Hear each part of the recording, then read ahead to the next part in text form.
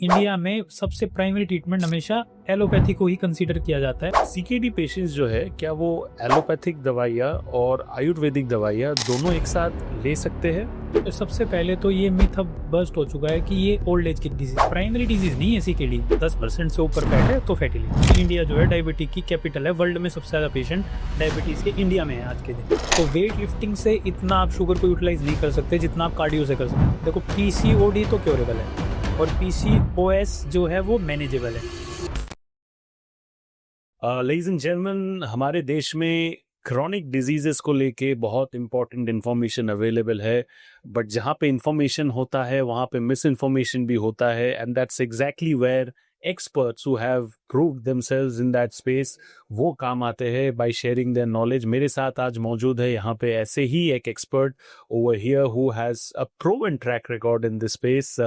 He is a state topper, he's a gold medalist, he is one of the finest award winning Ayurvedic expert वो रहे हैं। मेरे साथ यहाँ पे मौजूद है डॉक्टर दीपक धनकर। उनके और भी स्पेसिफिक अगर मैं माइलस्टोन्स के बारे में बोलूँ तो मैं ये बोलना चाहूँगा कि he is known for being the recipient most profound Ayurveda practitioner जो है दिल्ली में। उनको ये अवार्ड ऑनर मिला था 2025 में, इंटरनेशनल आइकॉन अवार्ड्स मिला है सर को। एंड एविडेंस बेस्ड पेशेंट को प्रॉपर तरीके से स्टडी करके रिसर्च करके वो ऑब्जर्वेशन करते हैं, विच इज़ वाई उनका जो ऑब्जर्वेशन है उनके पेशेंट्स जो है बार बार they have the same faith and they keep that faith on him, and उनके बाद वो आगे बढ़ते हैं and have that leap of faith लेके वो आगे बढ़ते हैं उनके साथ, and that's how they go forward. Thank you so much doctor Deepak Dhankar मेरे साथ यहाँ पे जुड़ने के लिए। आप कैसे हो सबसे पहले sir? I am very fine, और आपके साथ बैठ के मेरे को भी काफी अच्छा लग रहा है, और ज्यादा अच्छा इसलिए लग रहा है जो टॉपिक आज हम डिस्कस करने जा रहे हैं। जी एब्सोल्युटली। क्रॉनिक डिजीजेस को लेके जैसा कि मैंने पहले ही कहा बहुत सारी इंफॉर्मेशन अवेलेबल है, बट आजकल गूगल का ज़माना है, तो कभी कभी लोग डॉक्टर के पास जाने के पहले फटाफट से दे गूगल स्टफ, तो that's where an expert comes into play, right? तो सर मेरा सबसे पहला जो सवाल है वो आपसे ये है कि क्रॉनिक किडनी डिजीज जो है वो एग्जैक्टली क्या होता है? तो बेसिकली अगर एक लेमैन के पर्सपेक्टिव से अगर हम सीकेडी यानी क्रॉनिक किडनी डिजीज को समझना चाहें जी तो बिल्कुल आम भाषा में बात करें तो किडनी की फंक्शनिंग कॉम्प्रोमाइज्ड है। ओके कंप्लीटली भी कॉम्प्रोमाइज हो सकती है, यानी कंप्लीट किडनी फेलियर भी हो सकता है और पार्शियल भी हो सकता है। और उसको आसान भाषा में समझाने की कोशिश करें तो फिल्ट्रेशन सही से नहीं कर रही किडनी, साफ नहीं कर रही ब्लड को। ओके ओके आम आदमी इसको ऐसे देखे, ओके ज्यादा डिटेल तो क्योंकि वो समझ नहीं पाएंगे टर्मिनोलॉजी। बेसिकली तो यही है कि फिल्ट्रेशन अच्छे से हो नहीं पा रही है, हैम्पर्ड है। फिल्ट्रेशन अच्छे से हो नहीं पा रही है। तो ये जो चीज है सर, इसका अगर हम ट्रीटमेंट कराते हैं तो क्या ये पूरी तरीके से ठीक हो सकता है या फिर पार्शियली ही ठीक होता है? क्या होता है उसका सर? ये भी बहुत अच्छा क्वेश्चन आपने पुट किया है, क्योंकि मिथ्स बहुत सोसाइटी में प्रिवेल करता है कि डिजीज जो है क्योरेबल, और आयुर्वेद में ये माना जाता है कि हर डिजीज का क्योर है, जी जबकि ऐसा है नहीं। जो सीकेडी है, क्रॉनिक किडनी डिजीज है, वो सिर्फ एक मैनेजेबल डिजीज है। ओके आप इसको मैनेज कर सकते हो, क्योर नहीं कर सकते, और किसी भी पैथी से नहीं कर सकते। आयुर्वेद, होम्योपैथी, यूनानी, एलोपैथी, कोई भी जो वर्ल्ड में पैथी हमें पता है हाँ जी वो इसको क्योर नहीं कर सकती। मैनेजमेंट है सबकी, कुछ प्रोज हैं किसी पैथी के, कुछ किसी पैथी के कौन से हैं, लेकिन क्योरेबल नहीं है किसी भी शर्त में। ओके। तो सर डायलिसिस के बारे में हम सुनते हैं, ट्रांसप्लांट के बारे में हम सुनते हैं, राइट? तो ये डायलिसिस और ट्रांसप्लांट, सबसे पहले ये क्या चीज़ है? और दूसरा मेरा आपके साथ इसी सवाल को लेके कंटिन्यूएशन वो ये रहेगा कि क्या डायलिसिस कभी भी बंद हो सकती है? तो बेसिकली डायलिसिस को अगर हम समझने की कोशिश करें तो डायलिसिस तब शुरू होती है एक पेशेंट की जब उनकी किडनी कंप्लीट फेलियर में पहुंच जाती है। अगर सीकेडी की ग्रेडिंग करें तो टोटल 5 क्लासेस होती हैं, सीकेडी 1, 2, 3, 4 और 5। ओके 3 की फर्दर 2 क्लासिफिकेशन है, 3A और 3B। ओके जब पेशेंट सीकेडी 5 में पहुंच जाता है तो उनको सजेस्ट किया जाता है कि आप डायलिसिस पर शिफ्ट हो जाओ, क्योंकि अब आप किडनी जो है आपकी कंप्लीट फेलियर में जा चुकी है। और एक और टेक्निकल टर्म आते हैं EGFR, वो 15 से कम हो जाते हैं, यानी फिल्ट्रेशन और कम हो जाती है, तो डायलिसिस के लिए बोला जाता है। और आ जाए ट्रांसप्लांट पर, जब डायलिसिस से भी काम ना चले, पेशेंट का हेल्थ में कोई बेनिफिट उसे दिखे ना, तो फिर सजेस्ट किया जाता है कि आप ट्रांसप्लांट के लिए ऑप्ट करें, क्योंकि डायलिसिस से भी आपकी हेल्थ जो है उसमें कोई इंप्रूवमेंट हो नहीं पा रही है, क्वालिटी ऑफ लाइफ आपको दे नहीं पा रहे हैं। अब आ गया आपका तीसरा क्वेश्चन कि डायलिसिस पर अगर एक पेशेंट चला जाए तो क्या डायलिसिस बंद हो सकती है? तो डायलिसिस तो बंद हो सकती है पेशेंट की, लेकिन उसमें काफ़ी क्राइटेरिया होता है, जैसे क्रेटिनिन कितना है, यूरिन आउटपुट कितना है, और बाकी सिम्टम्स कितने सीवियर हैं। तो सभी पेशेंट्स की तो बंद नहीं हो सकती। अगर स्टैटिस्टिकली बात करें तो मेरी प्रैक्टिस में अगर 100 पेशेंट में कंसल्ट करता हूँ तो 70% यानी 70 पेशेंट के आसपास की डायलिसिस में या तो हम गैप कर देते हैं या बंद कर देते हैं। 30% पेशेंट में कुछ नहीं कर पाते। वाह, तो मतलब 70 तक प्रतिशत तक ऑलमोस्ट हो सकता है। और आप कह रहे हो कि डायलिसिस के बाद वाला स्टेज होता है ट्रांसप्लांट, अगर मैं सही समझूं लेमैन के हिसाब से, राइट? सर, हेल्थ कंसर्न्स जो है, पहले हम लोग सोचते थे कि शायद एक एज के बाद ही होगा, बट अभी ऐसा कुछ रहा नहीं है। अभी यंग एज में भी स्पेसिफिकली अगर मैं बोलूँ तनाव की वजह से या और भी कई रीजन की वजह से 18 से 25 का जो एज ग्रुप है ना, वहाँ पे भी उस एज ग्रुप में भी हम काफी लोगों को देखते हैं बीमारी हो, ये हो वगैरह एक्सेट्रा। तो इन लोग को भी ये चीज अफेक्ट कर सकता है, और क्या वो गलतियां कर रहे हैं जो उनको नहीं करना चाहिए, एंड क्या क्या वो चीजें जिनसे वो करके ये बच सकते हैं इस चीज देखो, से? सबसे पहले तो ये मिथ अब बस्ट हो चुका है कि ये ओल्ड एज की डिजीज है। अब जो इसमें सबसे बड़ा सेक्शन है वो 18 टू 25 ईयर्स के ही पेशेंट्स का है। ओके। तो उसका रीजन है कि हमारा जो हेल्थ है वो कॉम्प्रोमाइज हो रहा है, क्योंकि लाइफस्टाइल हमारा जो है सिडेंट्री है। हम फास्ट फूड की तरफ ज्यादा मूव कर रहे हैं, हम अपने रेगुलर चेकअप नहीं करा रहे हैं। हाइपरटेंशन जो है यंग एज ग्रुप में ज्यादा दिख रही है। रीजन है स्ट्रेसफुल लाइफ है, स्लीप पैटर्न अच्छा नहीं है, लेट नाइट तक हम जाग रहे हैं, फिर अर्ली मॉर्निंग हमें उठना पड़ता है जॉब को कंटिन्यू करने के लिए, तो उससे हमारी हेल्थ कॉम्प्रोमाइज होती जाती है।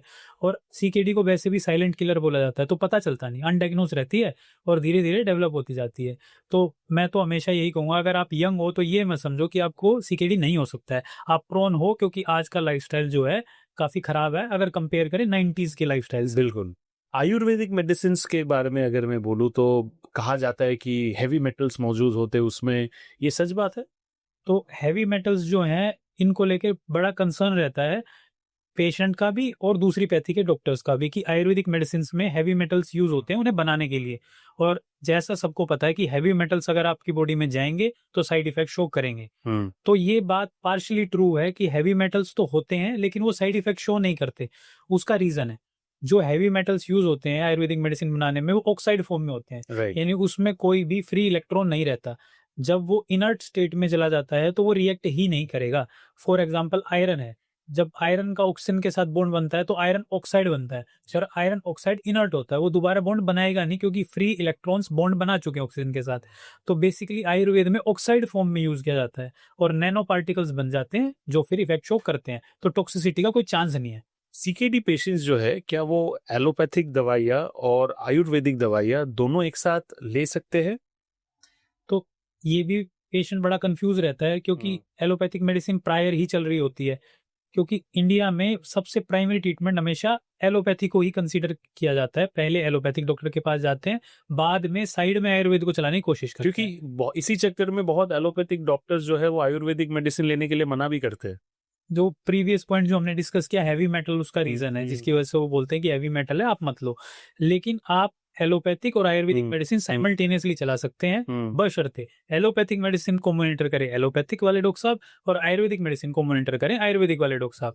और दोनों मेडिसिन के जो कंजप्शन है उसमें थोड़ा गैप हो, 20 to 30 मिनट्स 1 आवर मेंटेन कर लो तो और अच्छा। बिल्कुल साथ साथ नहीं ले सकते, लेकिन साथ चलाओगे दोनों को तो बहुत अच्छे रिजल्ट मिलेंगे आपको आयुर्वेदिक और एलोपैथिक को। मतलब आप ये कह रहे हो कि कॉम्बिनेशन बहुत ही अच्छा चीज है, लेकिन गैप होना चाहिए और डॉक्टर भी अलग होने चाहिए। मतलब ऐसा नहीं हो कि एलोपैथिक दवाई से आप आयुर्वेदिक दवाई भी ले रहे हो, या फिर आयुर्वेदिक डॉक्टर से आप दोनों का कर रहे हो, डॉक्टर भी अलग होने चाहिए, ये भी आप कह रहे हो? हाँ, दोनों डॉक्टर्स अलग होने चाहिए, क्योंकि एलोपैथिक डॉक्टर ज्यादा प्रिसाइज नॉलेज रखते हैं एलोपैथिक मेडिसिन की और आयुर्वेदिक डॉक्टर ज्यादा प्रिसाइज नॉलेज रखते हैं आयुर्वेदिक मेडिसिन की। तो आपको दोनों डॉक्टर्स और दोनों पैथीज को साथ लेके चलना होगा, तब आपको मैजिकल रिजल्ट मिलेंगे। ये बहुत ही इंपॉर्टेंट पॉइंट है, क्योंकि दर्शकों को ये मालूम होना चाहिए कि एक डॉक्टर के पास जाके आपका काम खत्म नहीं हो जाता। अगर आप दो अलग अलग ट्रीटमेंट सोच रहे हो तो दो अलग अलग एक्सपर्ट्स के पास भी जाओ, उनके रिकमेंडेशन फॉलो करके तब आप वो जो मैजिक रिजल्ट कह रहे हो वो होगा, राइट?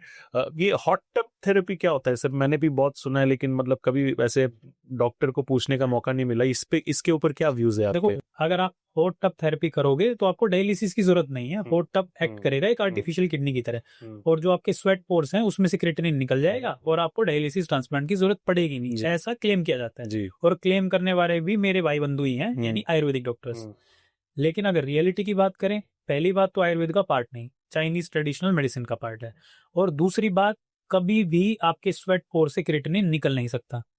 तो क्रिएटिनिन जब निकलेगा नहीं तो जो हमें डिजायर्ड इफेक्ट चाहिए वो मिलेगा नहीं।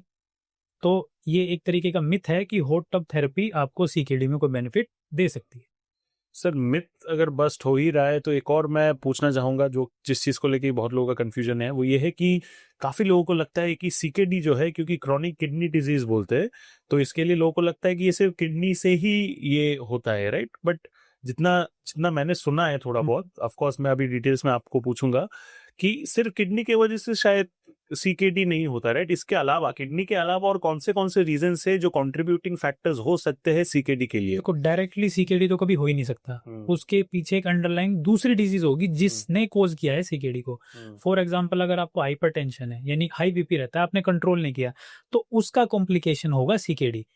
अगर आपको डायबिटीज है, आपने शुगर लेवल को कंट्रोल नहीं किया, तो उसका कॉम्प्लिकेशन होगा सीकेडी। प्राइमरी डिजीज नहीं है सीकेडी, वो एक प्राइमरी डिजीज का सेकेंडरी साइड इफेक्ट मानो आप उसको, या सेकेंडरी डिजीज मानो जो बाद में डेवलप हो रही है, लेकिन सीधा सीकेडी नहीं होगा आपको।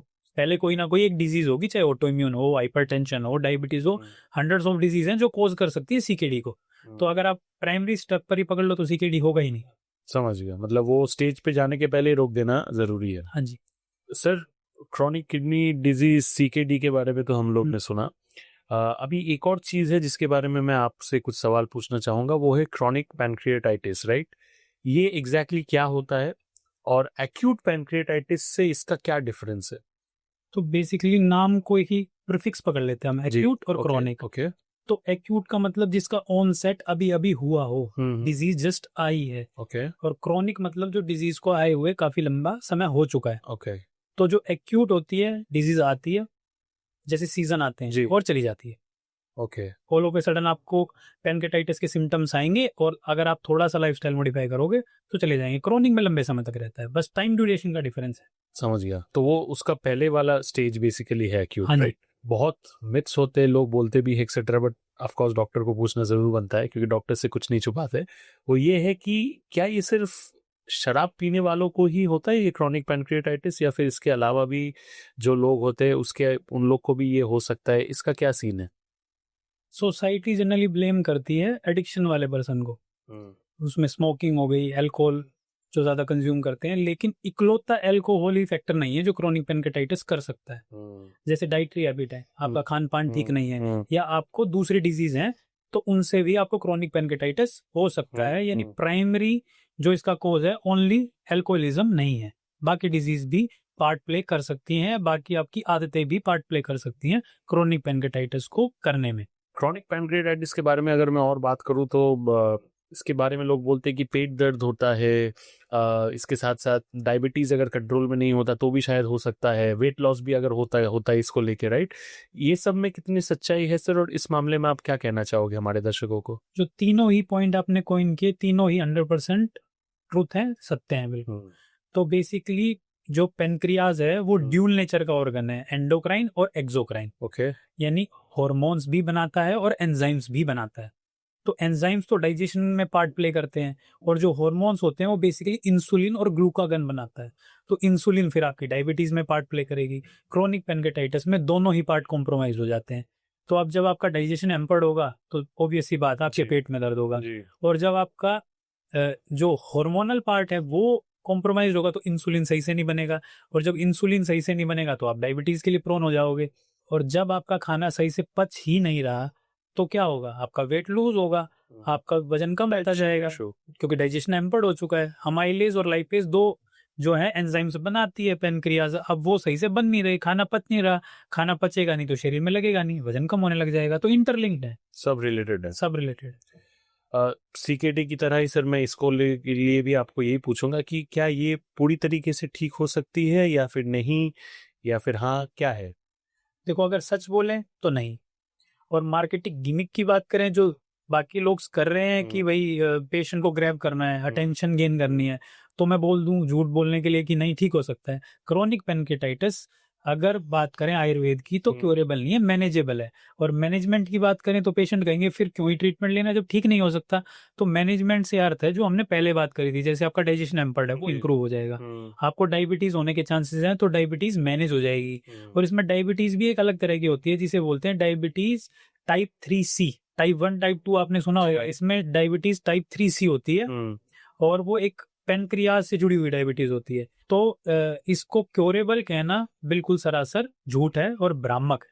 तो आपने खाने के बारे में तो बोला, digestion etcetera and all that कैसे रिलेटेड है बोला, तो I think to an extent diet और लाइफस्टाइल जो होता है ये भी इन सब चीज़ों को इन्फ्लुएंस करता है, राइट? तो डाइट और लाइफस्टाइल के वजह से कितना चांसेस रहता है क्रोनिक पैनक्रियाटाइटिस होने का, और क्या क्या वो चीज़ें हैं जिन सब से इंसानों को रेगुलर एक हम जैसे लेमन लोगों को बचना चाहिए ताकि हम ये चीज़ अवॉइड कर सके? तो 100% अगर किसी डिजीज की मैनेजमेंट की बात करें तो उसमें क्रोनिक पैनक्रेटाइटिस में 60% रोल है लाइफस्टाइल और डाइट का, और 40% है मेडिसिन का। काफी रोल है देन 60%। मेडिसिन से ज्यादा रोल है आपकी डाइट और लाइफस्टाइल का। फॉर एग्जांपल, अब मैंने कहा आपका डाइजेशन जो है एम्पर्ड हो जाता है और आप फिर भी ऐसा फूड खा रहे हो जो इजीली डाइजेस्टेबल नहीं है, जैसे आप मैदा यूज कर रहे हो या फिर चीज यूज कर रहे हो, तो उनका डाइजेशन स्लो होता है और डाइजेशन आपका पहले ही कॉम्प्रोमाइज है तो डबल लोड आ जाएगा पेनक्रियाज के ऊपर। फिर मैंने दूसरा पॉइंट बात किया था कि डायबिटीज हो सकती है, और अब आप ऐसी चीजें खा रहे हो जिनका जीआई ग्लाइसेमिक इंडेक्स ज्यादा है, तो फिर एंड ऑफ द डे आपके पेनक्रियाज पर लोड पड़ा। आप टाइम से सो नहीं रहे हो, अल्कोहल का डिस्कशन किया हमने पहले, आप अल्कोहल का यूज कर रहे हो, तो लाइफस्टाइल जितना बिगाड़ोगे डिजीज उतनी ज्यादा आगे फर्दर इंक्रीज होती जाएगी। सर अब हम थोड़ा आ जाते हैं chronic liver disease and fatty liver के सब्जेक्ट्स के ऊपर। फैटी लीवर हम लोग अक्सर सुनते हैं कि फैटी लीवर ये वो वगैरह एक्सेट्रा, बट ये फैटी लीवर एग्जैक्टली क्या होता है सर? तो जैसा हम शुरू से कर रहे हैं, जी इस पूरे पॉडकास्ट को ऐसा रखना चाह रहे हैं कि लीवर को समझ में आए। बिल्कुल। तो फैटी लीवर, फैटी और लीवर यानी लीवर में फैट आ गया, बिल्कुल सिंपल रिकॉर्ड कर दिया हमने। तो जब 5 से 10% तो सबके लीवर में फैट होता है, आपके में भी इतना है, मेरे में भी इतना है, ज्यादा भी हो सकता है, लेकिन जब वो 10 से ऊपर जाता है तब फैटी लीवर उसको कंसीडर किया जाता है, यानी एक लिमिट से ऊपर 10% से ऊपर फैट है तो फैटी लीवर। बिल्कुल सिंपल रिकॉर्ड। ओके, और क्या ये सिर्फ अल्कोहल जो लोग पीते हैं भरपूर मात्रा में उन लोग को ही होता है या फिर किसी और को भी अफेक्ट हो सकता है? देखो, ये तो हर डॉक्टर पूछेगा, मैं भी पूछता हूँ। कोई पेशेंट आएगा फैटी लीवर में, सबसे पहले पूछूंगा, फीमेल होगी तो मैं अवॉइड करता हूँ, मेल होगा तो मैं जरूर पूछूंगा आप अल्कोहल लेते हो, और 70% पेशेंट ये बोलेगा मैंने कभी अल्कोहल को ड्रिंक ही नहीं किया पूरे जीवन में। अरे बाप रे। तो इससे आप समझ गए कि कितना बड़ा मिथ है कि सिर्फ अल्कोहल पीने वाले को ही फैटी लीवर हो सकता है। बेसिकली फैटी लीवर के दो टाइप हैं, नॉन अल्कोहलिक फैटी लीवर और अल्कोहलिक फैटी लीवर। और जो अल्कोहलिक फैटी लीवर है वो सिर्फ 30% पॉपुलेशन का को होता है, और 70% पॉपुलेशन को नॉन अल्कोहलिक फैटी लीवर होता है। ये नॉन अल्कोहलिक फैटी लीवर कैसे होता है? जैसे मान लो आप में डाइट में ज्यादा सैचुरेटेड फैट लेते हो, यानी कि ऑयल ज्यादा, घी ज्यादा, या फिर जंक फूड ज्यादा, या फिर आप ऐसी चीज खा रहे हो जो डाइजेस्ट नहीं हो पा रही, या फिर आप हिलते ही नहीं हो, सुबह चेयर पर बैठे और शाम को चेयर पे से उठे, तो जब आपने कोई फूड स्टेप लिया ही नहीं, कैलोरीज को बर्न ही नहीं किया, तो जो आपने खाया हुआ है कैसा आपके लीवर के ऊपर डिपॉजिट हो गया, और जैसा हमने पहले बात करी थी 10% से ऊपर होते ही आपको फैटी लीवर हो जाएगा। बिल्कुल। तो ये जो फैटी लीवर होता है ये एक सीरियस डिजीज में कब कन्वर्ट होता है सर? वैसे तो फैटी लीवर शुरू से ही सीरियस है, लेकिन सिम्टम्स आते नहीं, हम इग्नोर करते जाते हैं। तो फैटी लीवर पहले नैश बनता है, नॉन अल्कोहलिक स्टीएटोहेपेटाइटिस, उसके बाद लीवर के ऊपर स्केरिंग शुरू होती है, यानी एक तरीके से आप मान लो घाव हो गए लीवर के ऊपर, और उसके बाद होगा सिरोसिस यानी परमानेंट लीवर का डैमेज, जिसे हम बोलते हैं क्रॉनिक लीवर डिजीज। यानी अब लीवर इतना डैमेज हो चुका है कि अब हम उसको रिवर्स नहीं कर सकते। फैटी लीवर रिवर्सिबल है, लेकिन क्रोनिक लीवर डिजीज जो है वो सीरियस कंडीशन हो जाती है। तो ये जो सीरियस कंडीशन के बारे में आप बोल रहे हो क्रॉनिक लीवर डिजीज को लेके, ये कैसे होता है और इसको हम कैसे बच सकते हैं इससे? देखो, क्रोनिक लीवर डिजीज जब होगा जब आप फैटी लीवर को इग्नोर करोगे या उसे डायग्नोज नहीं कर पाओगे, और जो इसके सिम्टम्स हैं वो बड़े कॉमन है। ब्लोटिंग होगी, आपको खाना थोड़ा सा कम पचना शुरू होगा, पेट में भारीपन होगा, तो एक लेमैन ये सोचेगा कि उसको तो गैसियस एब्डोमेन, गैस बन रही है, तो वो पेन 40 या कोई भी गैस का चूरन आयुर्वेदिक या कुछ भी लेना शुरू कर देगा, और थोड़ा से सिम्टम सबसाइड होंगे, उसे लगेगा कुछ नहीं है, क्योंकि डायग्नोसिस कोई कराना नहीं चाहता ज्यादा इंडिया में, तो अनडायग्नोज रहेगा और फिर सीवियर स्टेजेस पर जाता जाएगा, और पता तब चलेगा जब लीवर पूरा खराब हो चुका होगा। तो सर ये फैटी लीवर जो है और क्रॉनिक लीवर डिजीज, ये दोनों चीज में अगेन डाइट लाइफस्टाइल का क्या रोल रहता है और कितना इसके वजह से इम्पैक्ट हो सकता है? तो अगर आपकी डाइट बहुत अच्छी है और लाइफस्टाइल उससे भी अच्छा है तो फैटी लीवर ही नहीं होगा, और जब फैटी लीवर नहीं होगा तो क्रोनिक लीवर डिजीज होने का मतलब ही नहीं बनता, क्योंकि क्रोनिक लीवर डिजीज अगले वाला फर्दर स्टेज है। अब आप मान लो गलत खाना खाते हो, सेडेंटरी लाइफस्टाइल रखते हो, घूमते फिरते नहीं हो, कोई स्पोर्ट्स में भाग नहीं लेते, जैसे गीक होते हैं, सुबह पढ़ना शुरू किया शाम तक पढ़ते ही गए, तो उससे ब्रेन तो शार्प हो जाएगा, लीवर ब्लंट हो जाएगा, लीवर और फैट डिपॉजिट हो जाएगा। तो यानी आपको अपना जो लाइफस्टाइल है उसको एक्टिव रखना पड़ेगा और डाइट को अच्छा रखना पड़ेगा, तो आपको होगा ही नहीं कुछ इसमें से।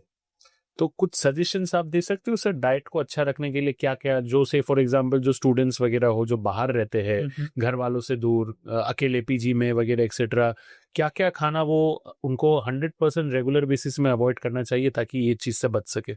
देखिए बेसिकली आपको जैसे मैदा हो गया, सूजी हो गया, प्रोसेस्ड है, आप होल ग्रेन लें, गेहूं डाइट यूज किया, फिर उसके बाद अगर आप घी यूज कर रहे हो तो उतनी कैलोरीज को बर्न करो। जैसे फॉर एग्जांपल मान लो कोई 12th का स्टूडेंट है, वो बायो पढ़ रहा है, बायो पढ़ने के बाद 10 मिनट का ब्रेक लिया तो उसमें उसने थोड़ा सा फुट स्टेप्स कर लिए, थोड़ा घूम लिया, फिर उसके बाद अगला स्टेप, फिर दूसरे सब्जेक्ट को पढ़ने लगा। तो आप बेसिकली अपना लाइफस्टाइल को थोड़ा एक्टिव करो, ग्रीन लीफी वेजिटेबल्स ऐड करो और ज़्यादा अनसेचुरेटेड फैट को ना लो, तो आपको इसके होने के चांसेस ना के बराबर हो जाएंगे।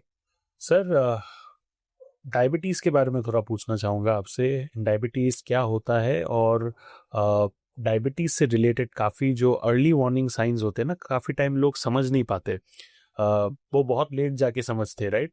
तो वो कौन से अर्ली वार्निंग साइंस है? एक तो आप पहले बताए कि डायबिटीज़ क्या, दूसरा है कि जो अर्ली वार्निंग साइंस है वो लोग कौन से अर्ली वार्निंग साइंस है जो लोग इग्नोर करते हैं, उनको इग्नोर नहीं करना चाहिए? देखो डायबिटीज को अगर हिंदी में कन्वर्ट करें तो मधुमेह।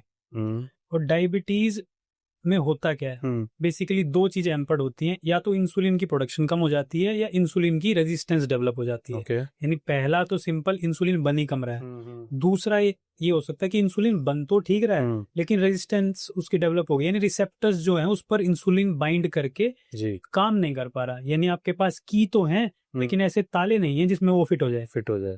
फिर आपने दूसरा ये पूछा कि कुछ अर्ली साइंस जो सोसाइटी में इग्नोर किए जाते हैं, बड़े ही कॉमन सिम्टम्स होते हैं डायबिटीज के और वो बहुत इजीली इग्नोर हो जाते हैं। जैसे कि आपको बार बार पेशाब आना, आपको बार बार प्यास लगेगी, आपका वजन खाते खाते भी घटने लगेगा, उसके बाद आपको थकान होगी। तो अब आप खाते खाते आपका वजन कम हो रहा है, आपको थकान हो रही है, तो आपके फैमिली मेंबर्स क्या सोचेंगे कि आपको कमजोरी है, आपको और फीड कराना शुरू करेंगे, और फीड कराना शुरू करेंगे तो आपका शुगर लेवल और शूट करना शुरू करेगा, क्योंकि डायबिटीज तो डायग्नोज हुई नहीं है। इसलिए जो प्री डायबिटिक साइंस होते हैं वो हमेशा इग्नोर ही किए जाते हैं सोसाइटी में, और इसलिए इंडिया जो है डायबिटीज की कैपिटल है। वर्ल्ड में सबसे ज्यादा पेशेंट डायबिटीज के इंडिया में है आज के दिन। तो ये जो आपने बोला कि प्री डायबिटिक स्पेस में काफी लोग बार बार जैसे यूरिन के लिए जाते हैं बार बार, तो एवरेज में कब इंसान समझे कि अगर मैं दिन में इतने बार जा रहा हूँ तो शायद ये चीज हो सकता है? एक रफ काउंट कुछ होता है? बिल्कुल होता है। देखो दिन में यूरिनेशन को ज्यादा इंपॉर्टेंस मैं देता नहीं, नो, यानी रात को जो आप यूरिन पास कर रहे हो, एक नॉर्मल ह्यूमन बीइंग ज्यादा से ज्यादा एक बार नींद में उठ जाएगा, लेकिन जो डायबिटिक होगा वो हर 1 घंटे 2 घंटे के बाद थोड़ा थोड़ा यूरिन पास करने के लिए उठेगा, जिससे उसकी स्लीप भी डिस्टर्ब होगी। रात को आप कह रहे हैं? रात को ज्यादा यूरिनेशन होगा और उससे फिर ये मिसडायग्नोज हो जाएगा, उन्हें लगेगा कि यूरिन से रिलेटेड कोई इशू है, किडनी कॉम्प्रोमाइज हो गई है, जबकि उनको क्या है, उनको डायबिटीज है, वो प्री डायबिटिक के साइन है जो इग्नोर किए जा रहे हैं। तो ये जो चीज है क्या आगे जाके ये कोई सीरियस बीमारी में कन्वर्ट हो सकता है? जो सबसे पहली डिजीज हमने डिस्कस करी थी, सबसे पहले तो उसी में कन्वर्ट हो सकता है, क्रॉनिक किडनी डिजीज। अगर आपकी डायबिटीज जो है आपने अच्छे से मैनेज नहीं करी तो आपको भविष्य में किडनी फेलियर हो सकता है। आपका ट्राइग्लिसराइड का लेवल जो है वो बिगड़ सकता है, आम भाषा में बात करें तो खून गाढ़ा हो सकता है, जिससे फिर आपको हार्ट डिजीज भी हो सकती है। यानी किडनी को भी खराब कर सकता है, हार्ट को भी खराब कर सकता है, विजनरी लॉस भी हो सकते हैं। ये तो सोसाइटी में आपने बहुत देखा होगा, जिनको डायबिटीज होती है वो कहते हैं अब हमको धुंधला दिखाई देता है ओल्ड एज में, अब हमको साफ नहीं दिखाई देता, हमारी आंख के पर्दे पर सूजन आ गई। लेकिन वो इस बात को नहीं बताना चाहते कि डायबिटीज जो थी उन्होंने अर्ली डायग्नोज नहीं की और डायग्नोज होने के बाद अच्छे से मैनेज नहीं की, जो उनको फर्दर ये डिजीजेस डेवलप हुई जिनको इजीली अवॉइड किया जा सकता था। बिल्कुल। तो मैं वही डायबिटीज पेशेंट के रिपोर्ट पे थोड़ा आना चाहूँगा। लोग रिपोर्ट देखते तो कभी कभी थोड़ा कंफ्यूज हो जाए जब तक वो डॉक्टर का कंसल्टेशन ना ले। तो रिपोर्ट्स में कौन सी चीज़ों पे ज़्यादा फोकस करना चाहिए? फास्टिंग पे, पीपी पे, या फिर HbA1c इस पे? देखिए बेसिकली 3 टेस्ट जो होते हैं पेशेंट को पता होते हैं, जिसमें तीसरा टेस्ट थोड़े जागरूक पेशेंट को पता होता है, 2 सबको पता होते हैं, फास्टिंग ब्लड शुगर और पीपी यानी पोस्टप्रेंडल। फास्टिंग ब्लड शुगर तो ये बताता है जो रात को आपने खाना खाया था वो सुबह तक कितना अच्छे से पचा और कितना शुगर का कंट्रोल आपने सुबह तक किया, वो फास्टिंग शुगर बता दिया। पीपी बताएगा खाना खाने के बाद जो शुगर बढ़ती है वो कितने अच्छे से आपने कंट्रोल किया, यानी पोस्टप्रेंडल। और HbA1c जो है वो ये बताएगा कि पिछले 3 महीने में आपने शुगर कितनी कंट्रोल की। तो बात करें तो सबसे आइडियल जो टेस्ट है वो HbA1c है, क्योंकि फास्टिंग ब्लड शुगर भी अप डाउन हो सकता है, पीपी भी अप डाउन हो सकता है। हैवी मील खाई तो पीपी ज़्यादा हो सकता है, रात को हल्की मील खाई तो फास्टिंग कम आ सकता है। लेकिन HbA1c पिछले 3 महीने का, यानी अगर हम जनवरी में टेस्ट कराएं मान लो, तो पिछले 3 महीने का रिकॉर्ड मिलेगा एवरेज शुगर का। तो इससे ज़्यादा सटीक टेस्ट आज के दिन कोई है नहीं अभी। तो कोई भी डायबिटीज पेशेंट अगर उसको अपना डायबिटीज टेस्ट कराना हो तो आप कह रहे हो कि सबसे रिलायबल है HbA1c। सर मेरा दूसरा सवाल आपसे ये रहेगा इसी चीज को लेकर कंटिन्यूएशन के लिए कि डायबिटीज के जो दवाइयाँ होती है लंबे टाइम तक अगर उसको लिया जाए तो क्या उससे किडनी या दूसरी चीजों पे फर्क पड़ सकता है, साइड इफेक्ट्स हो सकता है? देखो इसमें 2 पॉइंट्स आएंगे, एक तो एक्सेस मेडिसिन लेना और एक एडिक्वेट मेडिसिन ना लेना। अगर आप कम मेडिसिन लोगे तो शुगर मैनेज नहीं होगी, तो दूसरी बीमारियां होंगी, और जब आप एक्सेस मेडिसिन लोगे तो डायरेक्टली किडनी कॉम्प्रोमाइज होगी। मतलब डोजेज जितना जरूरत है उससे ज्यादा? हाँ, उससे ज्यादा लोगे तो भी इशू है, उससे कम लोगे तो भी इशू है, यानी दोनों ही सिनेरियो में आपकी किडनी खराब हो जाएगी। तो जो डोज आपके एलोपैथिक वाले डॉक्टर साहब ने बताई है उसको बिल्कुल चेंज ना करें, बशर्ते आपकी रिपोर्ट्स ही बेहतर आने लगे तो अलग बात है, अपने आप डॉक्टर ना बने। हाँ ये तो क्या यही आपका एडवाइस रहेगा कि डायबिटीज पेशेंट्स को, अगर मैं आपको पूछूं डायबिटीज पेशेंट्स को एक एडवाइस देने के लिए, क्या यही आपका एडवाइस रहेगा कि अपने आप डॉक्टर मत बनो? इसके अलावा कुछ और कहना चाहोगे? इसके अलावा मेरा एडवाइस ये रहेगा कि आप सबसे पहले रूट कोज को या फाइंड आउट करो क्या रूट कोज है। आपका लाइफस्टाइल खराब है, आपकी डाइटरी हैबिट खराब है, क्योंकि पेड़ की जब तक आप जड़ नहीं काटोगे ना तब तक वो सरवाइव करता रहेगा। तो डायबिटीज की जड़ को काटना है हमें, और ये लाइफस्टाइल रिलेटेड डिसऑर्डर है। तो अब आप मान लो आप मीठा खाते रहते हो, ये सिंपल कार्ब्स खाते रहते हो, और सिडेंटरी लाइफस्टाइल यानी बिल्कुल सुस्त हो आप, तो फिर आप कितनी भी मेडिसिन ले लो, इंसुलिन कितनी बार भी लगवा लो, कितने आयुर्वेदिक डॉक्टर को दिखा लो, सारे डॉक्टर आपके लिए बेकार हो जाएंगे, क्योंकि आप तो फॉलो कुछ कर नहीं रहे। आपको लग रहा है डॉक्टर साहब ने मेडिसिन दे दी, आज 500 mg कर दी, कल 1000 कर देंगे, 1500 कर देंगे, लेकिन मैं तो वही डीट का डीट रहूंगा, तो फिर बीमारी आएगी नहीं कंट्रोल में। आपको खुद भी तो एफर्ट्स करने पड़ेंगे ना। तो क्या वर्कआउट जिम वगैरह से थोड़ा कंट्रोल हो सकता है सर? वर्कआउट से बहुत अच्छा कंट्रोल हो सकता है। जितना आप कार्डियक लोड अपनी बॉडी पर डालोगे, यानी कार्डियक एक्टिविटी करोगे, जैसे हम बोलते हैं जिम में कार्डियो का सेशन कोई लेता ही नहीं है, सब जाते ही वेट लिफ्टिंग में लग जाते हैं। तो वेट लिफ्टिंग से इतना आप शुगर को यूटिलाइज नहीं कर सकते जितना आप कार्डियो से कर सकते हो, लेकिन कार्डियो का सेशन आप देखो कितना लोग करते हैं, नहीं करते। करेक्ट। अभी थोड़ा सर आ जाते हैं हाइपोथायरॉयडिज्म, PCOD PCOS के रिलेटेड कुछ सवालों पे। काफी लोग स्पेशली विमेन इसको लेके बहुत ज्यादा कंसर्न होते हैं, राइट? तो ये PCOD PCOS एग्जैक्टली है क्या, और दोनों में फर्क क्या है? तो बेसिकली 3 डिजीज हम डिस्कस करने जा रहे हैं, हाइपोथायरॉयडिज्म, PCOD और PCOS। तो तीनों नाम अलग अलग हैं लेकिन इंटरलिंक्ड हैं। थायराइड आपके मेटाबॉलिज्म को कंट्रोल करता है, इंसुलिन को कंट्रोल करता है, और जो आपका PCOD और PCOS है वो आपका हार्मोनल और इंसुलिन रेजिस्टेंस पे बेस्ड बीमारी है। तो यहाँ से आप लिंक समझ पाओगे। तो यही कनेक्शन है? यही कनेक्शन है। थायराइड हाइपोथायराइडिज्म में जो आपका लाइफस्टाइल बिगड़ेगा, हार्मोनल बैलेंस चेंज होगा, इंसुलिन रेजिस्टेंस होगी, जो फर्दर आगे जाके PCOD और PCOS में डेवलप हो जाएगा। फिर आपने ये पूछा कि PCOD और PCOS में डिफरेंस क्या है। पहला तो नाम ही अलग है तो काम भी अलग होगा। तो PCOD है पॉलीसिस्टिक ओवेरियन डिजीज, यानी एक बीमारी। PCOS है पॉलीसिस्टिक ओवेरियन सिंड्रोम। अब सिंड्रोम का मतलब क्या है, यानी क्लस्टर ऑफ सिम्टम, यानी बहुत सारे सिम्टम जब एक साथ आ जाएं तो वो PCOS का रूप ले लेता है। यानी every PCOD is not PCOS but every PCOS is PCOD, यानी एडवांस स्टेज है। PCOD ऑन स्टीरॉइड्स मान लो आप, उसकी एडवांस स्टेज है। समझ गया। मैं आपसे ये जरूर पूछना चाहूंगा कि PCOD या PCOS के दौरान हम लोग अक्सर सुनते हैं, the women they talk about different problems related to fertility बोलो या फिर ओव्यूलेशन बोलो, पीरियड्स बोलो, बट इसके अलावा hair fall and all those चीज़ों को लेके भी कभी कभी दिक्कत होता है ना, जैसे फेस पे पिंपल्स या फिर अनइवन हेयर फेस पे, जो शायद हम एक्सपेक्ट नहीं करते यूजुअली। तो ऐसे कई दिक्कतें हैं जो औरतें शायद फेस करती है इन चीज़ों को लेके। तो इस पे आपका क्या कहना होगा? तो सबसे पहले तो सब ये सोचते हैं कि PCOD और PCOS का सिर्फ फर्टिलिटी से लेना देना है, यानी अगर आपको ऑफस्प्रिंग प्रोड्यूस करना है, अगर एक कपल बच्चा चाहता है तो PCOD PCOS के होने से हो नहीं पाएगा, बाकी चीजों पर कोई ध्यान नहीं है। जैसे फीमेल में एक्ने आपने बहुत देखा होगा, जो यंग टीनेजर फीमेल हैं उनमें एक्ने दिखेगा, अनइवन फेशियल हेयर, जबकि फेशियल हेयर जो है वो मेल का सेकेंडरी सेक्सुअल करेक्टर है। करेक्ट। जैसे मेरे को मुस्टैच है क्योंकि मेरे में टेस्टोस्टेरोन हार्मोन है, इसलिए है। फीमेल में तो नहीं हो सकती, लेकिन आप देखोगे कि उनको अनइवन फेशियल हेयर आने लग जाते हैं, एक्ने उनको आने लग जाती है और उनकी मेंस्ट्रुअल साइकिल जो है वो डिस्टर्ब हो जाती है, जो आगे जाके इनफर्टिलिटी कोज करेगा। तो हम सीधा लास्ट स्टेप पे तो ध्यान दे रहे हैं कि जो कपल है वो इनफर्टाइल है, जिसमें फीमेल को पीसीओडी या पीसीओएस है, लेकिन प्राइमरी जो उनको आया उस पर ध्यान नहीं दे रहे। बिल्कुल। तो मेडिसिन के साथ साथ डाइट और लाइफस्टाइल का कितना रोल रहेगा इन चीजों को कंट्रोल में रखने के लिए? देखो, पीसीओडी तो क्योरेबल है और पीसीओएस जो है वो मैनेजेबल है, और दोनों ही लाइफस्टाइल रिलेटेड डिसऑर्डर है।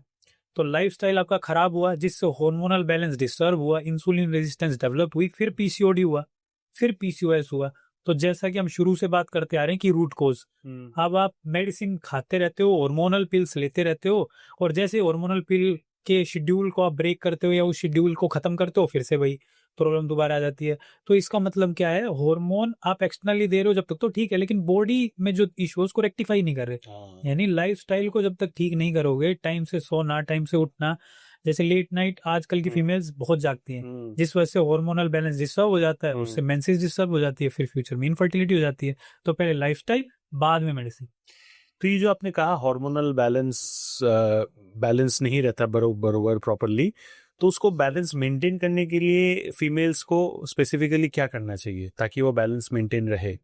देखो, सबसे पहले तो आपको डॉक्टर के पास पहले जाने की जरूरत नहीं है। पहले आप अपने लाइफस्टाइल में गलतियां ढूंढो कि क्या क्या गलतियां हैं। जैसे कि बोलते भी हैं, in the morning eat like a king, in the evening और in the dinner eat like a beggar. लेकिन क्या होता है, उल्टा होता है। सुबह हम कुछ नहीं खाएंगे, सीधा ऑफिस चले जाएंगे, क्योंकि नहीं तो बॉस की डांट लगेगी, और रात को फिर हम जोमेटो, स्विगी और हैवी मील लेंगे, चीज, पिज्जा। तो क्या हो गया, हमने उल्टा कर दिया, और फिर लेट नाइट तक भी जाग रहे हैं। फिर उससे हार्मोनल बैलेंस डिस्टर्ब हुआ, फिर आपको पीसीओडी, पीसीओएस डेवलप हुआ। तो उसकी जो पूरा चीजें छुपी हैं वो आपके लाइफस्टाइल में छुपी हैं। तो पहले लाइफस्टाइल को सुधारो, और लाइफस्टाइल सुधारने के बाद भी डिजीज कंट्रोल ना आए तो डॉक्टर के पास जाओ, सीधा डॉक्टर के पास नहीं जाना। पहले आप अपनी गलतियां सुधारो जो आप अपने लाइफस्टाइल में कर रहे हो। पहले खुद से मुआयना करो, फिर अगर नहीं होता तब जाके एक्सपर्ट डॉक्टर के हाँ पास जी। जाओ। सर, अभी मैं आना चाहूंगा थोड़ा, बहुत सारी चीज़ों हम लोग ने डिस्कस ऑलरेडी किया, डायबिटीज हुआ, पीसीओडी, पीसीओएस हुआ, अभी मैं थोड़ा किडनी पे आना चाहूंगा। तो ये किडनी के अंदर जो ये स्टोन जमा होता है, तो ये किडनी स्टोन क्या होता है? तो वैसे तो आपने जिस डिजीज से शुरुआत किया था, किडनी की डिजीज से शुरुआत किया, और रैप अप भी हम किडनी से उसी से कर रहे हैं। तो किडनी स्टोन्स काफी टाइप की हो सकती है। यूरिक एसिड की वजह से बन सकती है, कैल्शियम की डिपोजिशन भी हो सकती है, फॉस्फेट की डिपोजिशन भी हो सकती है। तो मटेरियल तो अलग अलग हो सकते हैं, लेकिन बेसिकली किडनी स्टोन हो जाती है, मटेरियल बाद की चीज है। यानी कुछ स्ट्रॉन्ग डिपोजिशन हो जाना आपकी किडनी के अंदर, जिसको आपकी बॉडी नेचुरली एक्सपेल आउट नहीं कर पा रही, वो है किडनी स्टोन। वो किसी मटेरियल की हो सकती है। तो ये चीज को अगर हम लोग को क्योर करना है तो सिर्फ ऑपरेशन ही एकमात्र रूट है, या फिर बिना ऑपरेट किए भी हम पथरियों को निकाल सकते हैं?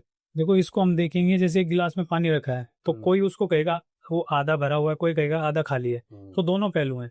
कुछ स्टोन्स ऐसी हैं जिनको सिर्फ ऑपरेट ही किया जा सकता है, मेडिसिन से वो नहीं निकल सकती। फॉर एग्जांपल 10 mm या उससे ज्यादा की पत्थरियां, उसमें रिस्क रहता है कि वो कहीं जाके स्टक हो जाएगी और फिर आपको ऑपरेशन कराना पड़ेगा। लेकिन 10 mm या उससे कम साइज की जो पत्थरियां होती हैं, उनको आप इजीली मेडिसिन के थ्रू निकाल सकते हो। होम्योपैथिक भी बेनिफिशियल है, आयुर्वेदिक भी काफी मेडिसिन हैं, एलोपैथी में भी इसके लिए मेडिसिन हैं। तो यानी जो मैंने अपने पर्सनल एक्सपीरियंस में देखा है, 10 mm या उससे कम की जो स्टोन है उसको आप मेडिसिन से मैनेज करो, और उससे ज्यादा बड़ी है तो ज्यादा प्रेशर करो, सर्जरी हो। अभी एआई का जमाना है, चैट जीपीटी है, गूगल है, सब कुछ है। तो अक्सर लोग डॉक्टर के पास जाने के पहले चैट जीपीटी डॉक्टर या गूगल डॉक्टर के पास जाते हैं, राइट? तो उस चक्कर में बहुत सारे घरेलू नुस्खे लोगों के सामने आते हैं जो वो अप्लाई भी करते हैं। कुछ लोगों को लगता है कि उससे काम हो जाता है, शायद हो भी जाता होगा, मुझे नहीं बता पाओगे। लेकिन क्या वो घरेलू नुस्खे अगर हम अप्लाई करते हैं, वो आयुर्वेद दवाई हो या कुछ भी हो, इवेंचुअली क्या वो किडनी को हील करते हैं या फिर और ज्यादा बीमार करता है? देखो, जो घरेलू नुस्खे हैं वो है फ्लूक, चल भी जाए और ना भी चले।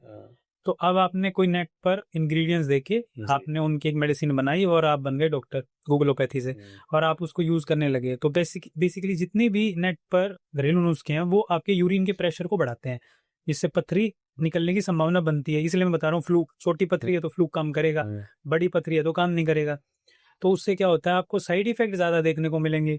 मान लो ज़्यादा बड़ी पथरी है और आपने मेडिसिन घर पे बनाई हुई ली और उससे आपका यूरिन का प्रेशर बढ़ा और वो पथरी जाके कहीं स्टक कर गई, तो और केस बिगड़ गया। अब यूरिन आना बंद है। किडनी फेल भी हो सकती है इसमें, क्योंकि यूरिन का बैक प्रेशर लगेगा, किडनी में स्वेलिंग होगी, CKD भी डेवलप हो सकती है इस स्टेप से। यानी चले थे आप स्टोन निकालने और end of the day kidney fail हो गई। तो ये बहुत इंपॉर्टेंट चीज़ है कि कभी कभी आपको लगता है कि बिना डॉक्टर के पास जाए भी खुद से कर सकते हो, लेकिन उसके क्या क्या डेंजरस रूप हो सकते हैं वो आप समझ के शायद थोड़े बहुत पैसे बचाने के चक्कर में इवेंचुअली और ज़्यादा घाटा ना हो जाए। तो ऑलवेज अगर कभी भी डाउट हो, एक्सपर्ट डॉक्टर के पास जाओ, कंसल्ट करो, खुद से खुद मत करो। गूगल डॉक्टर या चैट जीपीटी के ऊपर भरोसा ना करो, अभी हमेशा इंसान डॉक्टर के ऊपर भरोसा करो जो जिन्होंने हमेशा प्रूफ किया है अपने आप को, राइट। मैं आपसे अगला सवाल ये ज़रूर पूछना चाहूँगा कि एलोपैथिक दवाइयाँ जो है या लेजर स्टोन निकालने के बाद भी पथरी दोबारा उसमें रह सकता है, या फिर जो पहले के वो कम्प्लीटली निकलते हैं, या फिर उसके बाद अगर कम्प्लीटली निकल जाए तो उसमें दोबारा फॉर्म हो सकता है? देखो जनरली तो अगर आपने लिथोट्रिप्सी यानी ऑपरेशन कराया है तो स्टोन निकल जाती है पूरी, लेकिन उसके रीअकरेंस के चांस बहुत ज्यादा होते हैं। आप सोसाइटी में किसी को भी पूछ लो जिसको एक बार पथरी बनी होगी, वो कहेगा मेरे को बनती रहती है। तो उसका रीजन ये है कि हमने निकालने पर तो फोकस किया, लेकिन जो उसका रूट कोज था उसको नहीं हटाया, क्योंकि हमने ये तो जानने की कोशिश ही नहीं की वो बनी क्यों थी। दूसरा, जो साइट ऑफ न्यूक्लिएशन है यानी जहां पर किडनी स्टोन बनी थी उस जगह को हमने हील और फील नहीं किया, तो उसी जगह पर फिर से स्टोन बन जाएगी। तो यही जो चीज़ है कि आयुर्वेदा से अगर स्टोन वापस ना बने या ना जमे, तो इसके लिए कौन कौन सी चीज़ों पे हम लोगों को ज़्यादा ध्यान रखना चाहिए? तो आयुर्वेद स्टोन को निकालता तो है ही, जैसा हमने डिस्कस किया थोड़ी देर पहले जी। लेकिन फिर हम ये फाइंड आउट करने की कोशिश करते हैं कि डाइट में ऐसा क्या गलत चीज पेशेंट खा रहा है जिससे वो स्टोन बनी है। तो पहले डाइट में से उस चीज को हटाओ। जैसे फॉर एग्जांपल कुछ कुछ पेशेंट पानी कम पीते हैं, डाइट बहुत अच्छी है, पानी कम पिया तो यूरिन कम बना, यूरिन कम बना तो कोई हल्का फुल्का स्टोन बनना शुरू हुआ और वो बड़ा हो गया, क्योंकि अगर यूरिन प्रेशर से आता तो वो निकल जाता। तो उसमें क्या करना है, हमें पहले मेडिसिन से स्टोन को निकालना है, बाद में पानी जितना एक पेशेंट को एटिक्वेट पीना चाहिए उतना उसको सजेस्ट कर देना है। या फिर कोई पेशेंट ऐसी चीज खा रहा है जो किडनी स्टोन ज्यादा बनाती है, तो फिर उसको उसकी डाइट से हटा देना है। और फिर दूसरा, जो घाव बना किडनी स्टोन निकलने वाली जगह पर, उसको मेडिसिन से हम भर देंगे तो दोबारा बनेगी नहीं। दोबारा नहीं बनेगी, करेक्ट।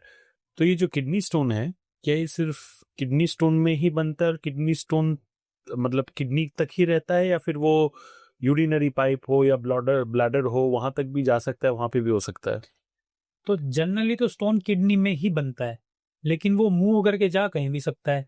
जैसे मैंने पहले बात की, आप बड़ी स्टोन निकालने की कोशिश करो, वो आगे जाके फंस जाएगी। कहाँ फंसेगी? वो ब्लैडर, यूरिनरी ब्लैडर में फ्लोट कर सकती है, या फिर उसने थोड़ा और सफर तय कर लिया तो आपके पेशाब की नलकी यानी यूरेथ्रा में भी आ सकती है। और यूरेथ्रा में आने के बाद तो इतनी पेनफुल हो जाती है कि आप उस पेन को बियर ही नहीं कर पाओगे, पेन किलर सबसाइड नहीं कर पाएंगे उसको। आप कुछ भी इंजेक्टेबल लगवा लो, कोई भी टेबलेट खा लो, 1 घंटा 2 घंटा आराम रहेगा, फिर आपको हो जाएगा। तो स्टोन कहीं भी मूव भी कर सकती है और बन भी सकती है। तो दर्शकों, ये था हमारा डॉक्टर दीपक के साथ कॉन्वर्सेशन, CKD से लेके PCOD, PCOS, डायबिटीज़, बहुत सारी चीज़ों को लेके, किडनी वगैरह सब चीज़ों को लेके हम लोग ने बातचीत किया। बेसिकली एक एक सीमित समय के अंदर जितना हम लोग बात कर सकते हैं हम लोग ने सब वो बात कर लिया। अगर आप लोगों को डॉक्टर साहब का जो भी कॉन्वर्सेशन है, टिप्स है, मेंटोरिंग है, अच्छा लगा तो हमारे वीडियो पे आओ, कमेंट करो and get in touch with him as well, and he is an expert in the space. आप लोगों को ज़रूर अच्छा लगा होगा। Thank you so much. And अगर डॉक्टर साहब से जुड़ना है, या तो मैं डॉक्टर साहब को ही पूछता हूँ कि आप हमारे दर्शकों को क्या बताना चाहोगे, अगर कोई आपसे जुड़ना चाहे तो कैसे आपको कॉन्टैक्ट कर सकते हैं? देखो, सबसे पहले तो आप गूगलोपैथी का जैसा हमने किया वो मत करो। दूसरा, किसी डॉक्टर को कम या ज्यादा मत समझो। पैथी कोई भी हो, पेशेंट को आराम होना चाहिए। ना एलोपैथी खराब है, ना आयुर्वेद खराब है, ना होम्योपैथी खराब है, ना यूनानी खराब है। सभी पढ़ के निकले हैं, सबने 5.5 ईयर्स अपने दिए हैं, बाद में प्रैक्टिस कर रहे हैं, तो सब वेल क्वालिफाइड है। दूसरा, अब बात आई कि मेरे से कैसे मिले, तो मेरे से मिलने के 2 ही तरीके हैं। या तो आप ऑनलाइन कंसल्टेशन ले सकते हो, जैसे आप दिल्ली NCR से दूर के हो तो आप वीडियो कॉल अपॉइंटमेंट कर सकते हो। गूगल प्ले स्टोर पे हमारा ऐप है डॉक्टर दीपक धनखड़ के नाम से, उसको डाउनलोड करके और अपनी जूम मीटिंग शेड्यूल कर सकते हो। या फिर ऑफलाइन मेरे को आके मिल सकते हो सैटरडे और संडे, नजफगढ़ दिल्ली में। और उसके लिए भी सेम ऐप से ही आपको अपॉइंटमेंट बुक करना होगा। अपॉइंटमेंट बेस्ड कंसल्टेशन है, क्योंकि मैं ज्यादा रश में पेशेंट नहीं देखता, एक पेशेंट को पूरा समय मिलना चाहिए, इसलिए अपॉइंटमेंट बेस्ड कंसल्टेशन है, ताकि सभी पेशेंट्स को पूरा टाइम मिले। अपॉइंटमेंट बेस्ड कंसल्टेशन रहती है तो समय मैं दे पाता हूँ, क्योंकि मैं कंट्रोल कर पाता हूँ पेशेंट के फ्लो को। बिल्कुल बिल्कुल। बहुत बहुत शुक्रिया हमारे साथ जुड़ने के लिए, thank you so much. And ऐसे ही बेहतरीन कॉन्वर्सेशंस हम लेते आएंगे आगे भी। थैंक यू सो मच, बहुत बहुत शुक्रिया हमारे साथ जुड़ने के लिए।